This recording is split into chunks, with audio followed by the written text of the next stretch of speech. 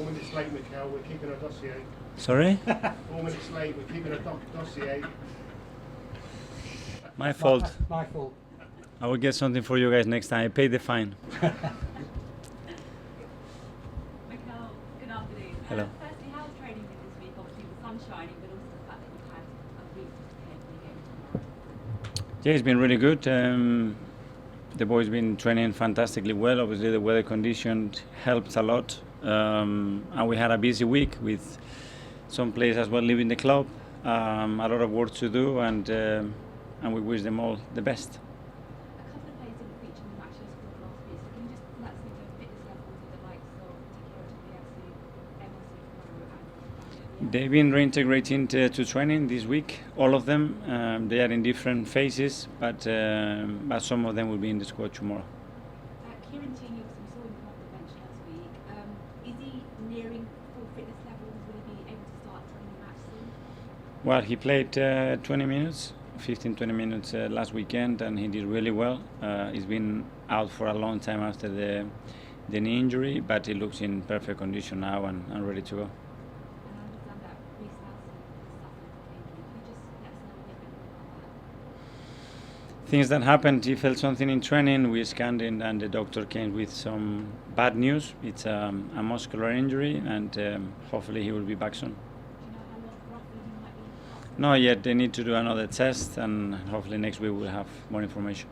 And of course, you're taking Leicester tomorrow. Brendan Rodgers yesterday said that he feels Arsenal have gone to the next level with the summer signings that you made. They've had a relatively quiet transfer window. How do you compare this Leicester side to the one that you'll be back in the match? I think it's difficult to compare. We just played one competitive match. They have some good games. When I was the game against Seville, and they've been together for a long time. It's a really strong squad, a manager and coaching staff that they've been doing a fantastic job. As we all know, huge experience in the league, and it's always really difficult against them. Thank you. Mikel, the game's 3 o'clock kick-off. I think it's going to hit 34, 35 degrees at 3 o'clock tomorrow afternoon. How much of a worry is that? It's the conditions and the context of the game. We have to adapt to it. We know that we're going to have the water break and get the players in the best possible condition to adapt to it, and that's it. Play the game that we want to play. You wouldn't change the approach to a game because of that? We can. We have to obviously adapt, and players would have to be ready mentally as well to play in those conditions, because it's not something that we do. Normally we have the 5 subs as well, which is very, very helpful. So it's a combination of facts. Yeah, how important is that going to be, do you think, the 5 subs?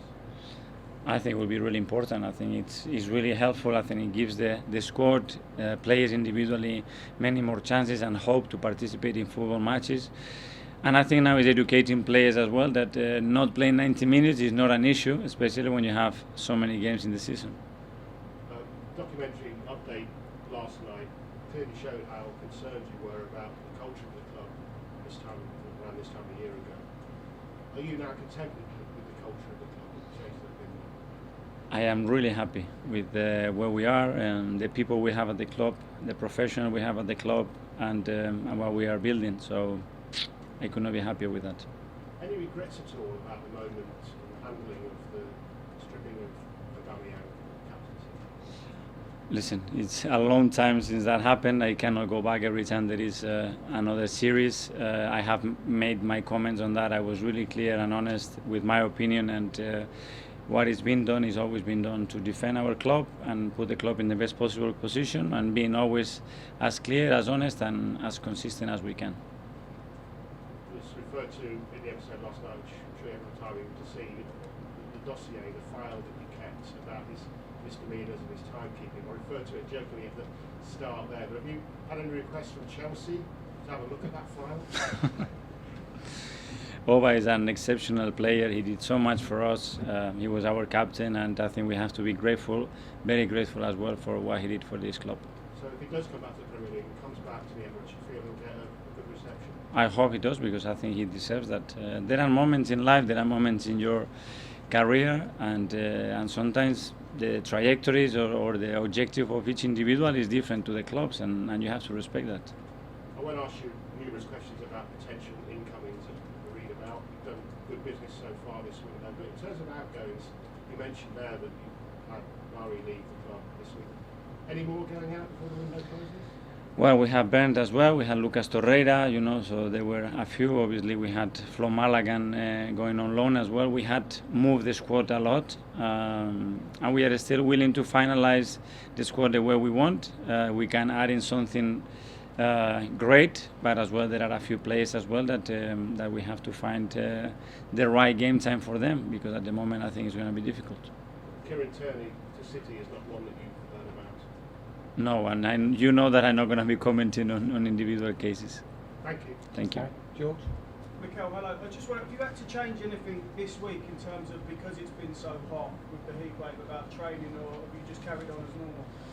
But in this country, we never get it right. When it's rainy and cloudy, it's always raining and cloudy. When it's hot, it's too hot. So we have to say, listen, 23 degrees, a little bit of shadows and a nice breeze, and then we are all happy. So we just trained. We have to adapt to the conditions. We knew that on Saturday it's going to be boiling hot, and we had to train that conditions to get up to speed. You mentioned the culture of the club and how happy you are with it now. How different was it to when you took over, and why was it so different? Why was it so low, possibly? It was the club's main objective at the beginning to try to completely change that and create, installed, and make people that are participating on a daily basis with the club proud, happy, and accountable for their jobs. And I think we have that, and I think you can see that level of commitment and passion transmitted to our supporters, and that's why at the moment there is such a unity at the club. Is every player buying into that culture, that they know the non-negotiables? And when you sign new players, do you explain the non-negotiables to them and what they need to do to be at Arsenal? It's the first thing that we talked about, is what we're going to expect from them, what they're going to expect from the club, what our values are, how we like to be behaved and perceived, and that we're here to have enjoyment. It's our passion, is what we love doing, and in order to do that we have to get on well. It's a lot of people, clubs are bigger and bigger every day, and you have to have, first of all, that respect in order to have enjoyment together. A lot of Arsenal fans are enjoying your team talks in the Amazon documentary. I just wondered who was the sort of biggest influence on you as your team talks was when you was playing, or who you picked some of that stuff up from along the way? I think those moments are very personal and happen really in the moment. How you are feeling, how you sense the atmosphere around the dressing room, what the players need in the moment, what the occasion is, and it has to come out from yourself naturally. Obviously, you have always people that inspire you in your life, that have educated you, and that helps. Last one from me, nice easy one. 30-year anniversary of the Premier League on Monday. Mm-hmm. Just wondered your favourite Premier League memory. Oh, that's a big question. I think as a club, that invincible season was something that has been right in the history of this country and this league, and it will stay there forever. And hopefully, nobody except of us, maybe one day we can touch it. I would go. William Saliba, obviously, you praised him and he was right. He praised for his performance at Palace, but when you've got pundits saying he's the new Rio Ferdinand, he's as good as Virgil van Dijk, do you have a job now to make sure you keep his feet on the ground?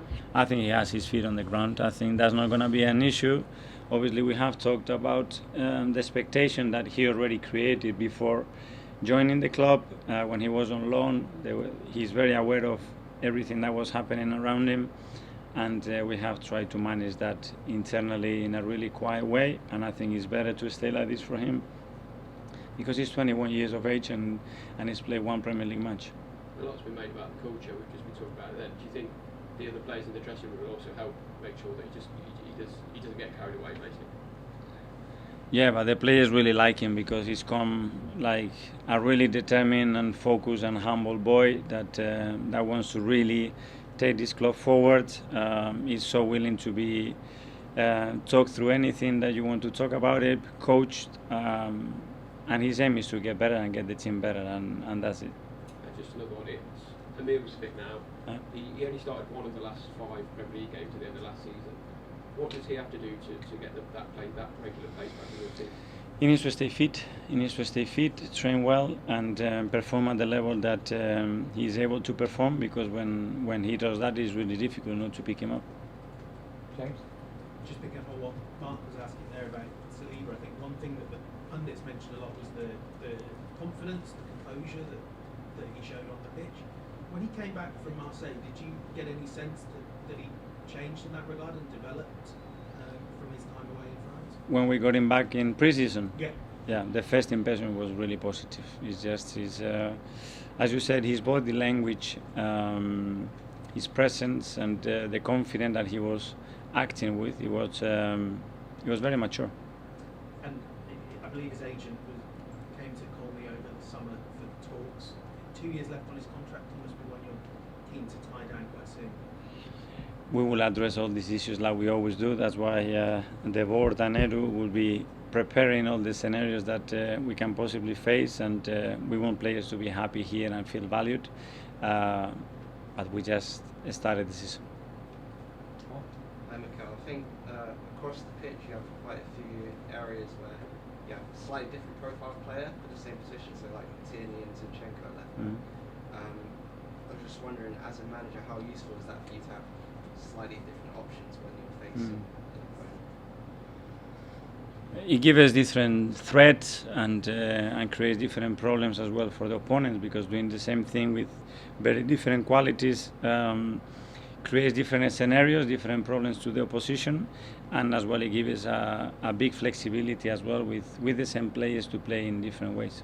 And in the documentary, I noticed before the Norwich game last year, you said the players just give them a little bit less instructions. Is that something you think you've started to do a bit less in terms of just trying to control everything and maybe giving them a bit more free reign? That's the ideal and the dream that they can decide by themselves, that they can make decisions by themselves, and those decisions are right in execution, in timing, and in purpose, and that's the direction that obviously we want to take. Just on Fabio Vieira, what position do you see him playing? Because he's so versatile, he can play very good positions, we didn't see him much in pre-season. And I think that's something that the player is going to tell us. We will try him. We already are trying him in training different positions, but he's played off the left, off the right. He's played as a false nine, attacking midfielder. So it's good, and he doesn't want to be locked in one position as well, because he's so used to it, and that's a really positive thing for us. You said it might take him a little bit of time to adapt to the Premier League because of physicality and stuff. How long do you reckon it'll be before we see the very best of him? I don't know. That's a question mark that it's very difficult to be respond right now. But it might take him no time, and he starts to get there, depending on who he's playing with, how the game goes, how quickly he's going to adapt. What I can tell you that he's doing everything he can to that process make it really, really short.